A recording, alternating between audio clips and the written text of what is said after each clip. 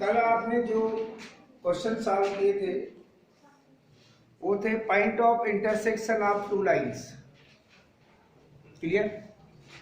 जिसमें आपने एक एप्लीकेशन सॉल्व किया था, lines are concurrent. That means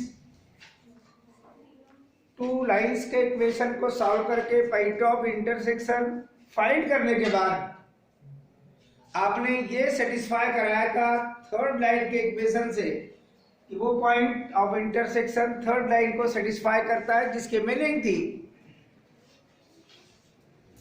कि lines are concurrent and three or more than three lines passing through a point, then lines are congruent. Pro करने के लिए हमने वहीं से स्टार्ट किया था। आज उसी की एप्लीकेशन के अकॉर्डिंग एक क्वेश्चन हमने सिलेक्ट किया है, equations of to adjacent sides of a parallelogram. तो पहले आप पैरेललोग्राम को ड्रा कर लीजिए।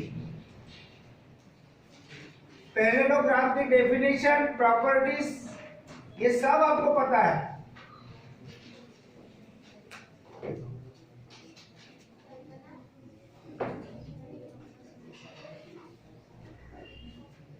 पैरेललोग्राम में अपोजिट साइड्स पैरेलल होती है और इक्वल भी होती है।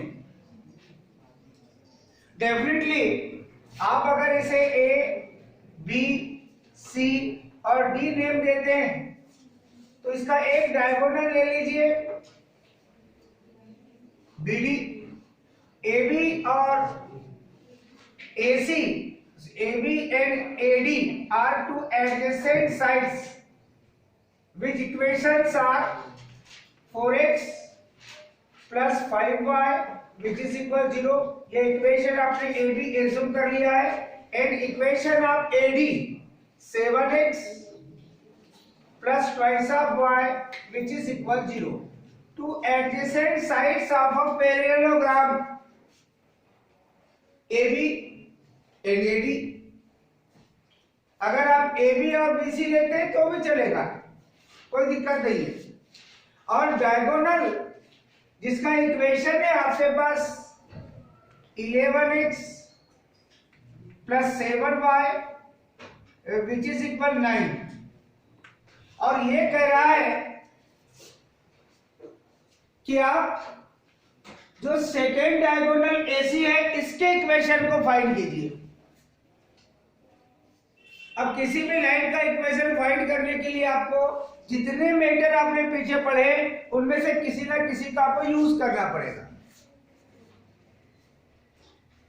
तो पहले क्वेश्चन सॉल्व करने के पहले हमको पता होना चाहिए कि जो डायगोनल्स होते हैं किसके, पैरेललोग्राम की, वो बाइसेक्ट ईच अदर।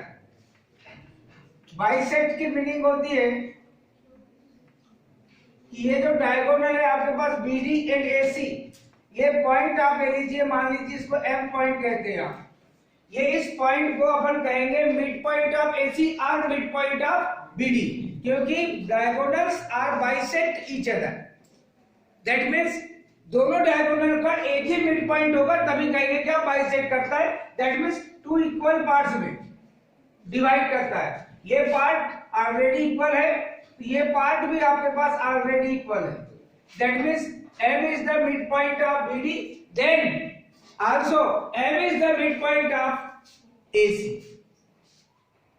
तो आपने ये देखा कि आपको अगर ये मिड पॉइंट मिल जाए तो डेफिनेटली जो इक्वेशन AM का होगा वही इक्वेशन AC का होगा, क्योंकि AC AM को ही प्रोड्यूस करेंगे आप तो AC बनेगा। लाइन तो सेम होगी। AM and AC are lines, कौन सी लाइंस है, कॉन्सिडेंट लाइंस है, सेम लाइंस है वो। AM और AD, सॉरी AM और AC सेम लाइंस है। तो ऐसी कंडीशन में आपको एक तो पॉइंट M चाहिए जो कि मिड पॉइंट का BD है, और BD का मिड पॉइंट फाइंड करने के लिए आपको पॉइंट B भी चाहिए और पॉइंट D भी चाहिए। तो पॉइंट B अगर देखें आप तो साइड AB और डायगोनल BD इनका पॉइंट ऑफ इंटरसेक्शन है। और पॉइंट D की अगर बात करते हैं आप तो डायगोनल BD और साइड एडी इनका पॉइंट ऑफ इंटरसेक्शन है, तो आपको बी और डी पहले फाइंड करना पड़ेगा, साथ ही साथ पॉइंट ए भी फाइंड करना पड़ेगा। क्यों? क्योंकि जब आप एएफ का इक्वेशन फाइंड करेंगे तो M is the mid point of BD. जब बी और डी के कोऑर्डिनेट फाइंड हो जाएंगे तो उसका मिड पॉइंट आप फाइंड कर सकते हैं, परंतु आपको चाहिए equation of line which passes through given two points. तो आपको पॉइंट ए भी चाहिए, यानी आपको पॉइंट ऑफ इंटरसेक्शन या कितने टाइम से फाइंड करना है, एक पॉइंट ऑफ इंटरसेक्शन बी के लिए, एक डी के लिए और एक ए के लिए, यानी आपको 3 टाइम्स सॉल्व करना है इन सिचुएशनों को। इन parallelogram ABCD, in parallelogram ABCD, equation of AB जो आपने लिखा है, जो क्वेश्चन में था, टू एडजेसेंट साइड्स के according 4x plus 5y which is equal 0। Equation of AD जिसको आपने राइट किया है 7x plus twice of y which is equal 0। ये 2 लाइंस ऐसा लग रहा है कि पासिंग थ्रू ओरिजिन, चाहे तो इसे आप O कह सकते थे, और जरूरी नहीं कि अपन O लिखे, हम कोई भी लिख सकते हैं। अब equation of diagonal BD,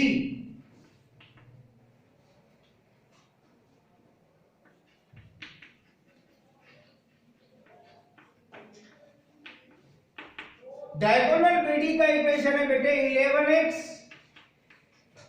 plus 7y which is equal 9। अब आपको पहले तो पॉइंट ऑफ इंटरसेक्शन चाहे तो आप ए फाइंड कर ले तो क्लियर दिख रहा है, ये दोनों लाइन कहां से पासेस थ्रू है, ओरिजिन से, तो दैट मींस पॉइंट ए का ऑलरेडी आपको इक्वेशन मिल जाएगा, और वो इक्वेशन क्या होगा, सॉरी पॉइंट ए के कोऑर्डिनेट आपको फाइंड हो जाएंगे, और पॉइंट ए के कोऑर्डिनेट पहले ही पता है। जो लाइन ओरिजिन से पासेस थ्रू हो तो उनका point of intersection origin, that means 0 0 ही मिलेगा ना, फिर भी आप कैलकुलेशन कर सकते हैं। To solve equation first and second, और इन दोनों का पॉइंट ऑफ इंटरसेक्शन मिलेगा ए, तो डेफिनेटली यहां से आप या तो y की वैल्यू फाइंड कर लीजिए by equation first, y equal direct लिख सकते हैं आप, इसका ट्रांसफर किया आपने तो -4x, और जो कोफिशिएंट है y का वो अपॉन में put y equal -4x upon 5 इन इक्वेशन फर्स्ट में रख दो या सेकंड में रख दो, सेकंड में रखोगे आप, फर्स्ट तो फाइंड किया। In place of y we put -4x upon 5 which is equal 0, 7x minus 8x upon 5 which is equal 0, that means 35x minus 8x, LCM लेके सॉल्व किया आपने, दैट मीन्स कितना मिल जाएगा 35 में से, अगर आप 27x क्रॉस मल्टीप्लिकेशन करेंगे 5 into 0 that means x equal 0 upon 27 that means 0। जब x की वैल्यू आपको 0 फाइंड हो गई है, सो y equal -4x that means x की वैल्यू 0 है अपॉन 5 दैट मीन्स y की भी वैल्यू आपको 0 मिलेगी। चाहे तो आप ऐसा कैलकुलेशन करके निकाल लीजिए। सो पॉइंट ए के कोऑर्डिनेट आपको मिलेंगे x y की वैल्यू, जो आप कह रहे हैं वो है ओरिजिन जिसके कोऑर्डिनेट है 0। अब हम सॉल्व करके पॉइंट बी फाइंड करेंगे। टू सॉल्व इक्वेशन सेकेंड और ये थर्ड को सॉल्व करोगे। सेकेंड कौन सा है, ये रहा, थर्ड कौन सा है, ये रहा, तो पॉइंट डी पहले मिलेगा। To solve equation first, second and third, first और थर्ड को भी सॉल्व कर सकते हो। चलो फर्स्ट और थर्ड ही सॉल्व कर लेते हैं, उससे एक अच्छी चीज है आपके पास। पहले बी निकाल लेते हैं, फर्स्ट और थर्ड, यह ए बी और यह है बी डी। तो बी आपको मिल जाएगा, कॉमन फैक्टर है उनका, पॉइंट ऑफ इंटरसेक्शन। पहले ही आपने इक्वेशन नंबर 1 को सॉल्व करके y की वैल्यू फाइंड कर लिया है, या तो आप एलिमिनेशन मेथड भी सॉल्व करके फाइंड कर सकते हैं। अपन सब्स्टिट्यूशन मेथड से सॉल्व कर रहे हैं, y की वैल्यू फाइंड करनी है। आप लिखेंगे y equal -4x upon 5 in equation third. इस इक्वेशन में आप इन प्लेस ऑफ y पुट करेंगे -4x upon 5 which is equal 9, 11x minus plus multiplication minus 7 4 जा 28x अपॉन 5, इसके अपॉन में कुछ भी तो 1 विच इज इक्वल 9। एलसीएम लेंगे बेटे, आपको मिलेगा 5, 11 5 जा 55x minus 28x which is equal 9। That means 55 में से 28 को सब्सट्रैक्टिंग करेंगे आप तो कितना मिल जाएगा बेटे, 15 माइनस 8 दैट मीन्स 7 और 4 माइनस 2 दैट मीन्स 2, 27x और क्रॉस मल्टीप्लिकेशन भी कर लीजिए, इक्वल में 9 इंटू 5, x की वैल्यू फाइंड कर रहे हैं आप, 9 इंटू 5 अपॉन 27 दैट मीन्स 9 1 जा 9 3 जा, दैट मीन्स x की वैल्यू क्या फाइंड होगी बेटे, 5 अपॉन 3। जब x की वैल्यू आपने फाइंड कर लिया है तो आप यहाँ y की भी वैल्यू फाइंड कर लीजिए। y की वैल्यू यही से, यही इक्वेशन फर्स्ट है आपके पास, y equal -4x upon 5 that means y equal -4 into x की वैल्यू है 5/3 अपॉन 5। डेफिनेटली y इक्वल ये 5 से 5 कैंसिल होगा और मिलेगा -4/3। डेफिनेटली आपके पास जो कोऑर्डिनेट है पॉइंट बी के वो फाइंड होगा। x कोऑर्डिनेट है बेटे आपके पास 5/3 और y कोऑर्डिनेट है बेटे आपके पास -4/3। पॉइंट बी के कोऑर्डिनेट आपने फाइंड कर चुके हैं। सबसे मेन ऑब्जर्वेशन आपके पास आ चुका है और पॉइंट ए के कोऑर्डिनेट भी आपने फाइंड कर चुके हैं। अब पॉइंट डी के कोऑर्डिनेट आपको फाइंड करना है। पॉइंट डी के कोऑर्डिनेट के लिए आप इक्वेशन कौन कौन से सॉल्व करेंगे बेटे, second and third to solve. इसमें पॉइंट ऑफ इंटरसेक्शन आप 3 टाइम फाइंड कर रहे हैं, एप्लीकेशन करती है आपके पास इक्वेशन सेकेंड एंड थर्ड। इसके लिए बाय सेकेंड आप y की वैल्यू फाइंड कर लीजिए या x की वैल्यू फाइंड कर लीजिए। आप y की वैल्यू फाइंड कर रहे हैं, y इक्वल ट्रांसफर करेंगे तो -7x और अपॉन में y का कोएफिशिएंट 2। इस वैल्यू को पुट करेंगे बेटे आप इक्वेशन नंबर थर्ड में। Put y equal -7x/2 in equation third equation आपको पता है 11x, y की वैल्यू पुट कर रहे हैं प्लस -7x/2।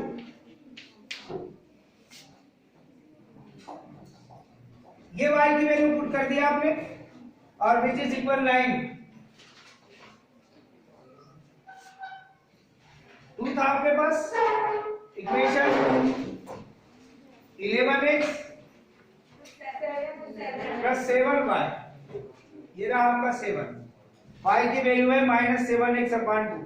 अब इसको करेंगे बेटे आप calculate, 11x/1 minus plus multiplication minus, 7 7 या 49 x by 2 which is equal 9।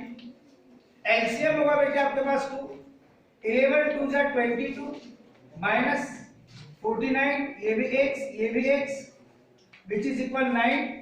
49 में से आप 20t को सब्ट्रैक्ट करेंगे, that means 9 minus 2 that means 7, 4 minus 2 that means 2, वो भी नेगेटिव क्वांटिटी x और क्रॉस मल्टीप्लिकेशन करेंगे तो 9 2 जा 18। इससे आप x की वैल्यू फाइंड करेंगे, दैट मीन्स x इक्वल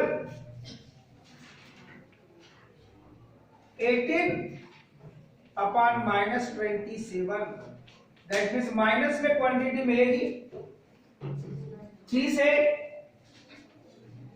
किससे डिवाइड कर लें 9 से, 9 2 जा 18 और 9 3 जा 27। तो यहाँ x की वैल्यू आपने फाइंड कर चुके हैं। अब आपको y की वैल्यू फाइंड करनी है बेटे। y की वैल्यू फाइंड करने के लिए सिंस y पर पहले ही फाइंड करके रखे हैं आपने यहाँ माइनस 7x by 2, इसमें आप x की वैल्यू पुट कर रहे हैं कितनी, अभी अभी फाइंड किया आपने minus 2/3। Definitely negative negative quantity का मल्टीप्लिकेशन पॉजिटिव और ये 2 से 2 कैंसिल, y की वैल्यू 7/3। जो कोऑर्डिनेट है पॉइंट डी के वो आपको फाइंड होंगे। x कोऑर्डिनेट आपने फाइंड किया है बेटे माइनस 2/3 और y कोऑर्डिनेट है आपके पास 7/3। अब आपके पास पॉइंट डी के कोऑर्डिनेट भी फाइंड हो चुके हैं माइनस 2/3 और 7/3। अब मेन पॉइंट ये है कि आप बीडी का मिड पॉइंट फाइंड करेंगे, आप बीडी का मिड पॉइंट फाइंड करेंगे बेटे। क्वेश्चन से अब हमको कोई आवश्यकता नहीं है क्वेश्चन की।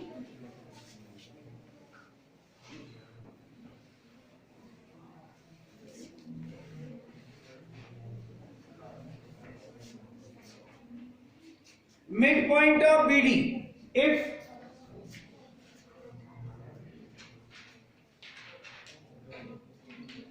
midpoint of BD is capital M। अब कैपिटल M के लिए इन विच कोऑर्डिनेट आपको चाहिए B और D।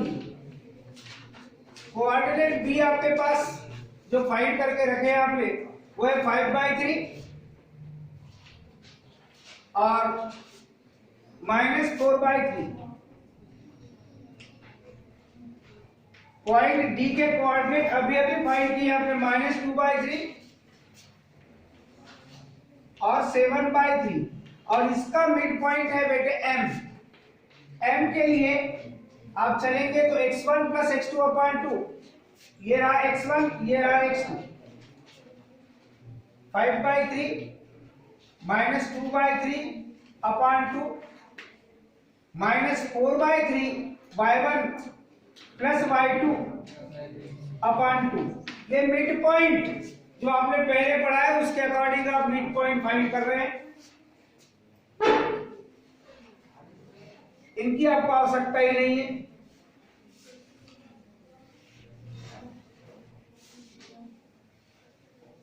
डेफिनेटली इसका कैलकुलेशन करेंगे बेटे आप।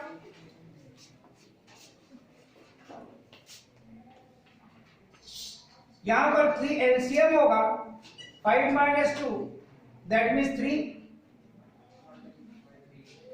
और इसके अपान में भी है आपके पास 3 और ये 2/1। यहां देखेंगे आप, यहां पे एलसीएम आपके पास है 3 minus 4 प्लस 7 दैट मीन्स यहां भी क्या मिलेगा 3 और ये 2/1। फिर सॉल्व करेंगे आप तो डेफिनेटली ये आपको मिलेगा 1/2 और ये भी मिलेगा आपको 1/2। आपने मिड पॉइंट फाइंड कर लिया है। अब जो इक्वेशन होगा आपके पास ए एम का, वही इक्वेशन होगा आपके पास ए सी का।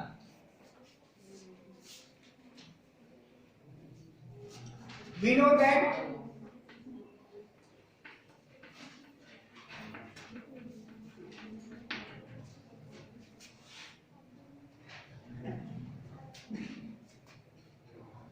diagonals of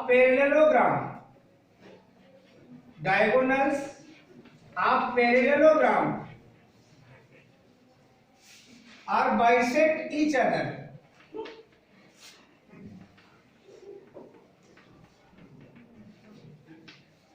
अगर बाइसेक्ट करते हैं तो इसकी मीनिंग है कि जो मिड पॉइंट आपका बीडी का है वही मिड पॉइंट आपके पास एसी का भी होगा। So mid point of AC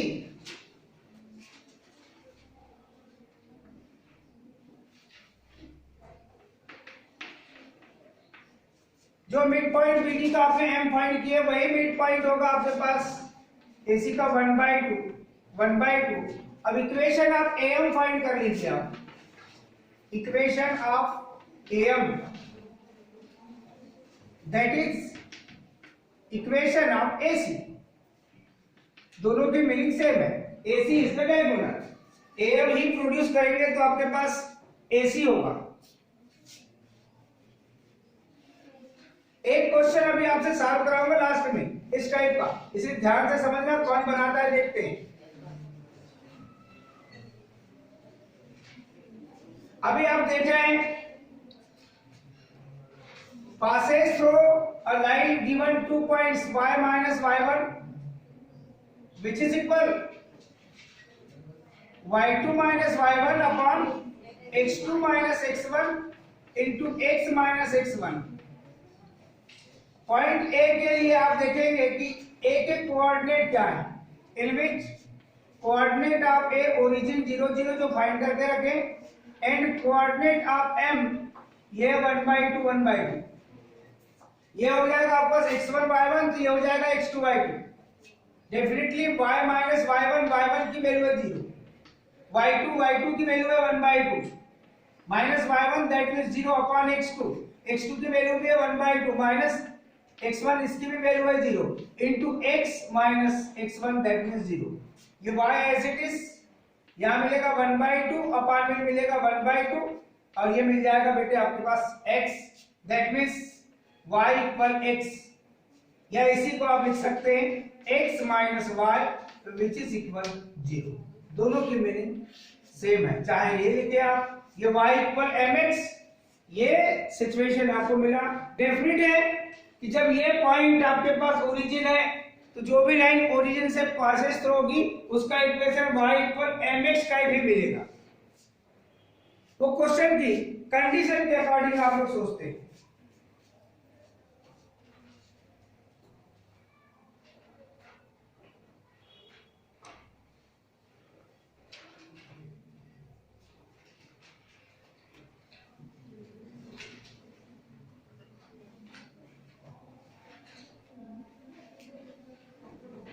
कल हमने एक सिंपल क्वेश्चन किया था एरिया वाला, आज थोड़ा सा उससे चेंज क्वेश्चन करते हैं। यहां भी हम एरिया ही फाइंड करेंगे।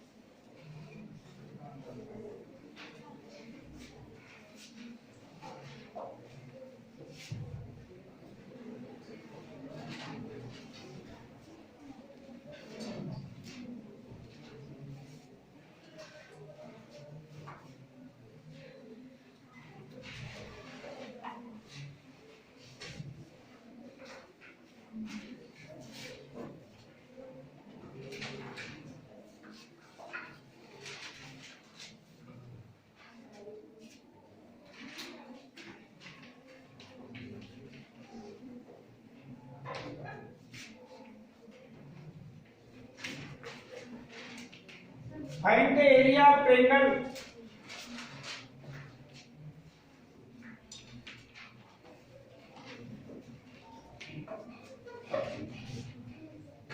whose sides are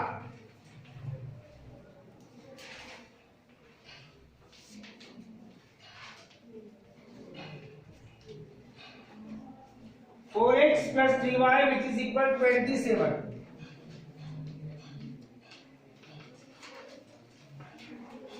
second side का इक्वेशन है x minus 6y which is equal 0 and third है बेटे आपके पास 5x minus 3y which is equal 0. कल ऐसा ही एक क्वेश्चन शॉर्टली हमने सॉल्व किया था, बहुत स्मॉलर क्वेश्चन था क्योंकि आज भी हमने एरिया ऑफ ट्रायंगल से कनेक्ट इक्वेशन लिया है.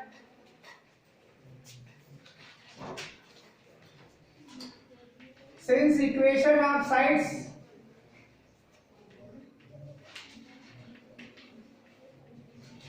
of triangle ABC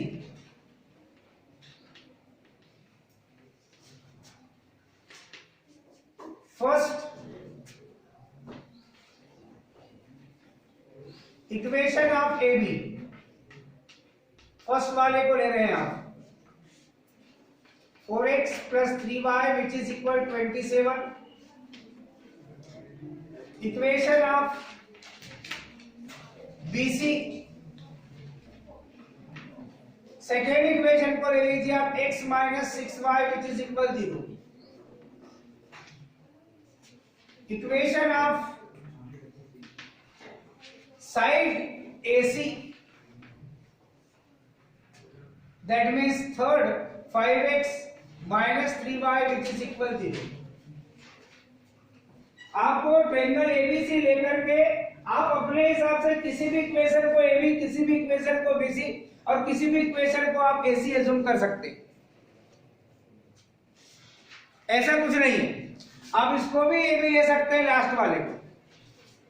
बस जो इक्वेशन आप अज्यूम करते हैं तो आपका ऑब्जर्वेशन बन जाता है कि आपको वर्टेक्स फाइंड करना है ट्रायंगल एबीसी के. जब तक आपको वर्टेक्स फाइंड नहीं होंगे तब तक आप एरिया फाइंड नहीं कर सकते. तो आप फर्स्ट और सेकेंड को सॉल्व करेंगे तो इसमें कॉमन फैक्टर है आपके पास है बी. एबी और बीसी में जो वर्टेक्स कॉमन है वो कौन सा कॉमन है? बी है. जब इक्वेशन फर्स्ट और सेकेंड को सॉल्व करेंगे तो आपको वर्टेक्स बी फाइंड होगा. To solve equation first and second that means आप सेकेंड से या तो x की वैल्यू फाइंड कर लीजिए in terms of y. Easy है. Put x equal 6y in equation first in place of x we put 6y plus 3 of y which is equal 27. ये मिलेगा बेटे 6 4 जा 24 y plus 3y which is equal 27. ये मिल जाएगा 27y which is equal 27. That means y की value 27 upon 27 that means आपको find जाएगी 1. Second से आपने पहले ही लिखा है x इक्वल 6y और y की वैल्यू अभी अभी फाइंड किया आपने 1. तो y की वैल्यू पुट करेंगे तो x की वैल्यू मिल जाएगी बेटे 6. तो डेफिनेटली जो वर्टेक्स इक्वेशन AB और इक्वेशन BC में जो कॉमन है वो है आपके पास vertex B. That means point of intersection B आपको फाइंड हो गया जिसमें xy की वैल्यू आप देख रहे हैं. x की वैल्यू है 6 और y की वैल्यू है 1. आपको ट्रायंगल का एक वर्टेक्स फाइंड हो चुका है. अब आप इक्वेशन सेकेंड और थर्ड को सॉल्व कीजिए. To solve equation second and third यहां पर क्लियर है. ये लाइन भी आपके पास y इक्वल mx टाइप और ये लाइन भी आपके पास y इक्वल mx टाइप ही बनेगी. तो बिना सॉल्व किए आप डायरेक्ट BC और AC में कॉमन कौन सा है? कॉमन कौन सा है? ये C है. दैट मीन्स आप डायरेक्ट लिख सकते हैं C ओरिजिन 0 0. और नहीं तो फिर अभी एक क्वेश्चन सॉल्व करके दिखाया था, क्योंकि y इक्वल mx टाइप बन सकती है। जिस इक्वेशन में कांस्टेंट टर्म जीरो है, दैट मींस वो लाइन आपकी ओरिजिन से ही पासेस थ्रू होगी। इन दोनों इक्वेशन में देखो आप कांस्टेंट टर्म जीरो है, दैट मींस वो कहां से पासेस थ्रू होगी आपके पास, ओरिजिन से। डेफिनेटली तो सिचुएशन आपके पास मिला है वो अब है फर्स्ट और थर्ड के लिए। To solve equation first and third, तो अब थर्ड इक्वेशन से y की वैल्यू फाइंड कर लीजिए। y की वैल्यू ट्रांसफर किए 3y which is equal 5x, जो भी y का कोएफिशिएंट है वो हो जाएगा अपान में। ये y की वैल्यू इक्वेशन नंबर फर्स्ट में पुट कर दीजिए। Put y equal 5x by 3 in equation first. First और थर्ड में देखना ए बी और ए सी है, इसमें पॉइंट ए कॉमन है आपका, यानी आपको जो पॉइंट ऑफ इंटरसेक्शन मिलेगा वो मिलेगा आपको ए। यहां जब आप पुट करेंगे y की वैल्यू, तो इक्वेशन सॉल्व करने के लिए 4x + 3 into 5x by 3 which is equal 27, 3 से 3 cancel, 4x plus 5x which is equal 27, that means 9x which is equal 27, that means x equal 9, 3 जा 27, that means x की value मिल गई आपको 3। जब x की वैल्यू 3 है तो इससे आप y की वैल्यू फाइंड कर लेंगे। Since y equal 5x by 3, अब x की वैल्यू क्या पुट करेंगे आप, जो अभी आपने फाइंड किया है वो है 3 अपान 3, 3 से 3 कैंसिल, दैट मींस y की वैल्यू मिल जाएगी 5, और आपके पास जो वर्टेक्स a की वैल्यू है वो आपको फाइंड हो जाएगा बेटे, x की वैल्यू 3 और y की वैल्यू 5। इस टाइप से आपने देखा कि जो ट्रायंगल एबीसी है आपके पास, एक ऑर्बिटरी ट्रायंगल ड्रा करके देख सकते हैं आप, ए बी और ए सी। पॉइंट ए के कोऑर्डिनेट आपके पास है 3 5, पॉइंट बी के कोऑर्डिनेट आपने पहले ही फाइंड करके रखा है 6 1, और पॉइंट सी के कोऑर्डिनेट है 0 0। जब आपको ट्रायंगल के वर्टाइसेस फाइंड हो जाए, तब ऐसी कंडीशन में आप एरिया ऑफ ट्रायंगल के लिए सोचेंगे।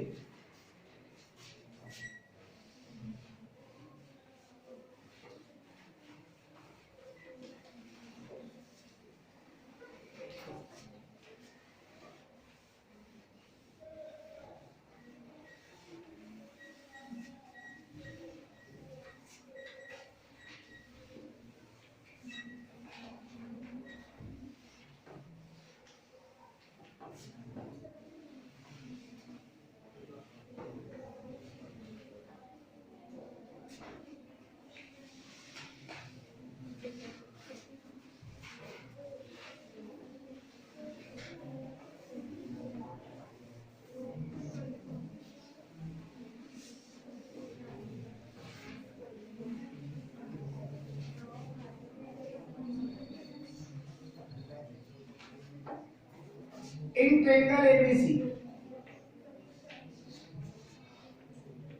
ए जिसको आप कहेंगे x1 y1, जिसके कोऑर्डिनेट है बेटे आपके पास 6 1, दैट मीन्स x1 की वैल्यू है 6 और y1 की वैल्यू है 1। सेकेंड वर्टेक्स है आपके पास x2 y2 b, b के कोऑर्डिनेट है बेटे आपके पास, a के कोऑर्डिनेट 3 5, a के कोऑर्डिनेट है 3 5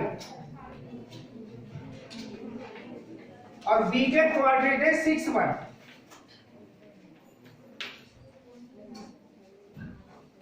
x2 की वैल्यू है बेटे आपके पास 6 और y2 की वैल्यू है बेटे आपके पास 1, और x3 y3 जो थर्ड है आपके पास वर्टेक्स सी,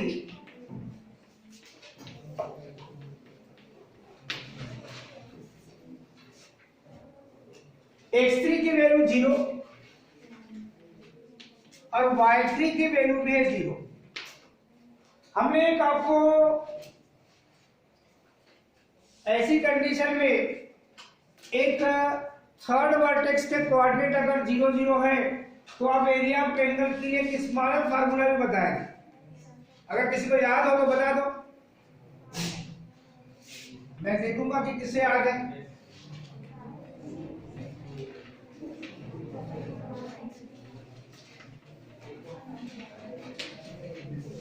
जो पूरा लिखते हैं उतना लिखने की आपको आवश्यकता नहीं है। किसी को याद है? मुझे याद है 1/2 x1/2 माइनस x2y1। जब x3y3 0 है तो उस फार्मूले में यदि आप x3y3 के अकॉर्डिंग 0 रखेंगे तो सॉल्व करने के बाद आपको यही मिलेगा। बात समझ रहे हो ना? तो इसमें आपको बहुत इजी गोइंग, चाहे तो वो भी लिख सकते हैं x1 in brackets y2 minus y3 plus x2 y3 minus y1 plus x3 y1 minus y2, ये भी लिख सकते हैं आप। बस कैलकुलेशन में आपको टाइमिंग ज्यादा लगेगा। x1 की वैल्यू देखिए कितनी है 3 और y2 की वैल्यू है 1 माइनस x2 ये 6 और y1 जिसकी वैल्यू है 5। अब आपको एक चीज और पता है कि जब भी आप एरिया फाइंड करते हैं तो एरिया ऑलवेज भी पॉजिटिव, दैट मींस आपको मॉडुलस वैल्यू लेनी पड़ती है। इतना आपको पहले से ही पता है। ये मिलेगा आपके पास 3 और ये माइनस मिलेगा बेटे आपको 6 5 जा 30। अब इसको जब सॉल्व करेंगे आप तो ये मिलेगी वैल्यू आपको -27, दैट मींस -27/2 और उसकी मॉडुलस वैल्यू आपको पॉजिटिव वैल्यू 27/2 स्क्वायर यूनिट्स।